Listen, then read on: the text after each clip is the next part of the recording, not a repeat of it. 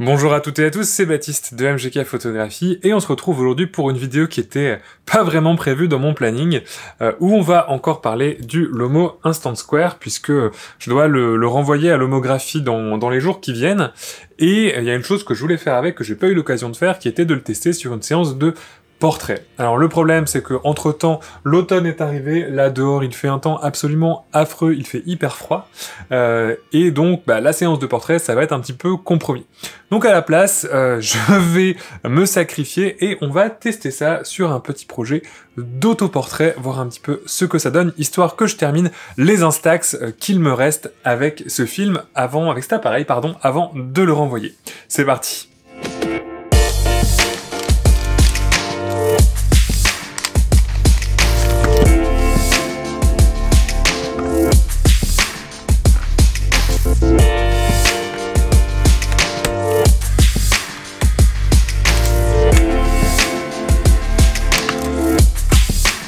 J'ai déjà plusieurs idées d'autoportrait à réaliser avec ce petit appareil. On va travailler avec le Square et puis on va aussi travailler avec le Mini puisque cet appareil, on peut changer le dos et charger aussi des Instax Mini. Donc ça c'est assez chouette, c'est une fonctionnalité que je voulais tester. Comme ça on aura vraiment fait le tour de l'appareil. Comme j'ai aussi reçu plein de petits filtres, etc., ça va nous permettre de faire des choses un petit peu créatives.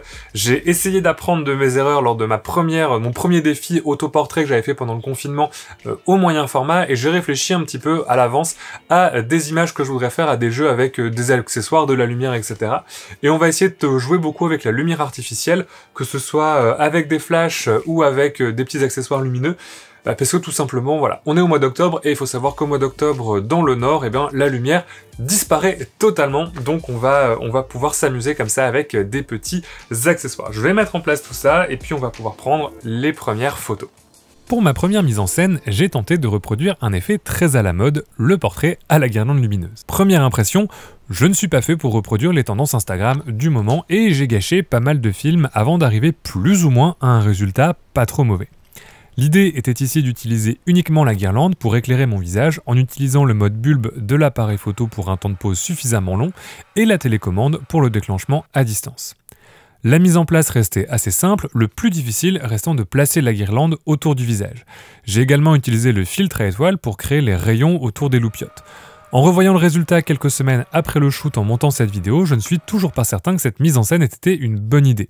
Et même la moins pire des photos n'est pas la meilleure, même si on garde un certain esprit lomographique. En effet, la pose était un peu trop longue pour garder une bonne sensation de netteté. Heureusement, ce n'était pas ma seule idée.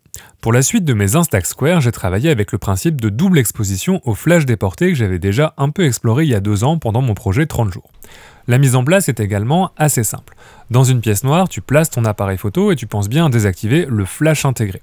Tu te mets en place et tu vas ouvrir l'obturateur avec la télécommande. Pendant que l'obturateur est ouvert, tu vas déclencher rapidement le flash à faible puissance plusieurs fois en changeant à chaque fois de position ou d'expression du visage. Et quand tu as terminé, tu fermes l'obturateur toujours en appuyant sur le bouton B de la télécommande. Il en résulte des images en multi-exposition assez chouettes avec en plus une variation de l'éclairage dans chacune des photos. Comme la pièce est très sombre, en réalité ce sont seulement les moments où le flash est déclenché qui vont s'imprimer sur la pellicule. Ça marche aussi très bien si tu as un complice ou une complice pour déclencher le flash à chaque fois, ce qui ici n'était pas mon cas, ce qui explique qu'il apparaît des fois sur certaines photos ou qu'on voit un peu le reflet de mes bras à chaque fois. Ici je trouve que les images sont plus réussies avec une ambiance un peu étrange que je trouve assez sympathique.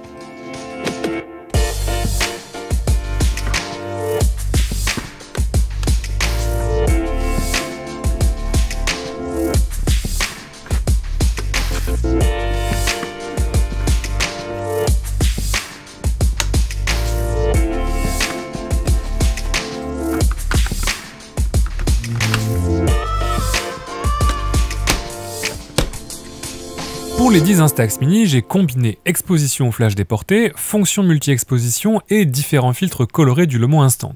L'idée était de pousser l'appareil dans ses retranchements lomographiques avec une mise en place créative inutilement compliquée. Première étape, j'enclenche le mode multi-exposition en pose bulbe. Avec la télécommande, j'ouvre l'obturateur, je donne un coup de flash déporté et je referme l'obturateur. Je visse ensuite un film coloré sur l'optique et je recommence l'étape 2, ouverture de l'obturateur, coup de flash, fermeture de l'obturateur, pour réaliser une seconde exposition. Et voilà! J'aurai maintenant la photo parfaite pour la couverture d'un thriller psychologique mettant en scène un youtubeur sombrant doucement dans la folie à force de créer des mises en scène lomographiques beaucoup trop complexes pour lui. Au final, je me suis bien amusé dans ce petit shoot improvisé malgré quelques ratés. Cette image en particulier où j'avais oublié de régler la puissance du flash et où la lumière a comme brûlé le positif, donnant un instax à effet négatif. Je sais pas vraiment à quoi c'est dû, mais j'avais déjà remarqué ce souci avec des déclenchements de flash trop puissants sur des instax. C'était en tout cas assez fun de pousser l'appareil de Lomo dans ses retranchements. Il y a vraiment beaucoup de possibilités quand on y réfléchit. De mon côté, je suis pas tellement un photographe conceptuel ou lomographique, donc l'exécution manquait certainement de panache. Puis là, c'était aussi pour m'occuper sur une après-midi pluvieuse, j'avais pas forcément écrit des projets très précis. Mais malgré tout, je me suis bien amusé à expérimenter pendant cette journée. C'était assez agréable d'avoir autant d'options dans un appareil qui reste abordable. Dans le cas d'un vrai shooting, à moins de bien savoir ce que tu fais, je te conseille quand même de tester à l'avance avec un appareil photo numérique, car j'ai gâché pas mal de films pour seulement une petite poignée de photos vraiment sympas. Merci en tout cas d'avoir regardé cette petite vidéo sans prétention, t'auras compris que l'idée était plutôt de tester des choses et de pousser un peu l'appareil que de réaliser un shooting photo parfait, mais je suis certain qu'il y en aura parmi vous pour transformer ces petites idées en chouettes projets photo. N'hésite pas à visiter la description pour plus d'informations sur mon travail photo, la page Tipeee de la chaîne et les réseaux sociaux. Tu trouveras également le projet Box Argentique qui est une box photo pour photographes argentiques. Et puis si vraiment cette vidéo t'a plu, tu peux t'abonner à la chaîne, me dire ce que t'en as pensé en commentaire et on se retrouvera très vite pour une prochaine vidéo sur la photo. Je te dis à la prochaine et d'ici là, bonne photo!